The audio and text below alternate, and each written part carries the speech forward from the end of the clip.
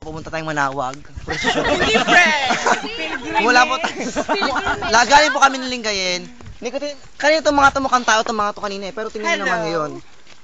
Ito po yung isa. Dati po siyang Ano na naman? first princess ng Binalona. Wow! Ano? Bata matanda? Matanda po.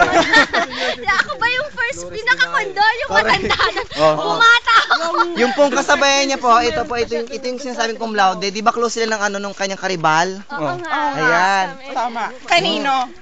Doon sa cameraman natin si Aldwin. Saan ba yun? Yan. Gwapo yun. Ito yung friend namin na Hindi ka graduate. ay, Hindi ka graduate. ano siya, summer grad siya, but then, Gagraduate pa rin. gagraduate pa rin siya. Next year. year. Next year. Oo, kasabay niya yung cum laude daw ata.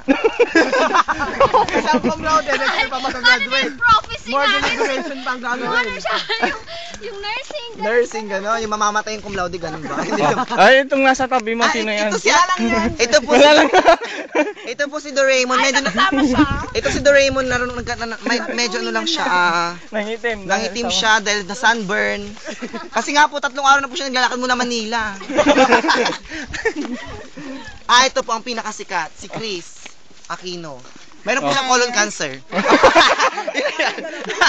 Hindi halata may colon cancer ako. Sino pa? Nani. Ito po. Nani ko siya. Kung naalala niyo po yung Joyride na pelikula, siya po yung ghost, di ba? Oo. Ngayon po hindi na siya ghost. Isa na siyang coach. Coach siya ng mga pilay. Track You're and so field. bad. Triathlon to be Triathlon. specific. O, dito. Ito. Ayan. Teka, mamaya. May dadaan. May dadaan. Dumadaan. Kuya to be. Dadaan. Malapit na po tayo sa Olympics Games ng Beijing. Dumaan na po yung mga contestant ng bikers. O, sige. O, last. Last, ito po. Ito po.